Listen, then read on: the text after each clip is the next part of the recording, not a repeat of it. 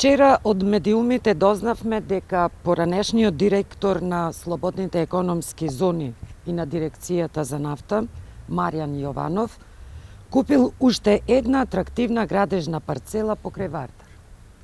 Оваа градежна парцела е со површина од 13.000 квадратни метри, наменета за катна гаража. Јованов ја купил парцелата по само 71 денар за метар квадратен, или за оваа атрактивна локација ќе плати само 15.000 евра. Да подсетиме дека на Маријан Јованов не му е прв пат да купува државно земјиште преку Министерството за транспорт и врски. Тој претходно купи парцела исто така покрај Вардар, наменета за изградба на хотел, која ја плати 358.000 евра. За оваа купопродажба во јавноста се дигна голема прашина, земајќи предвид дека Јованов во моментот на купопродажбата беше функционер во владата на Груевски.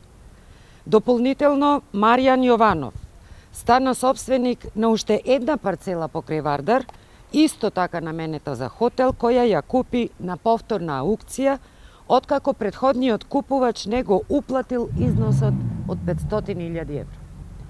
Значи, за период од само една година, Јованов купи вкупно 35.300 метри квадратни атрактивно државно земјиште преку Министерството за транспорт и врски.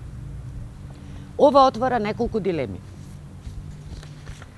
Зошто владата дозволи продажба на државно земјиште по само 1 евро за метар квадрат?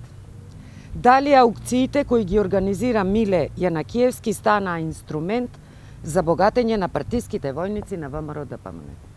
Благодарение на ДПМН јавните набавки, аукциите ја губат смислат.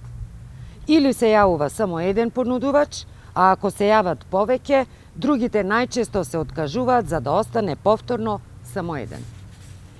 Зошто овие парцели не ги купуваат странски инвеститори? Како тоа баш едни те исти луѓе кои се поврзани со власта купуваат државно земјиште по багателни цени?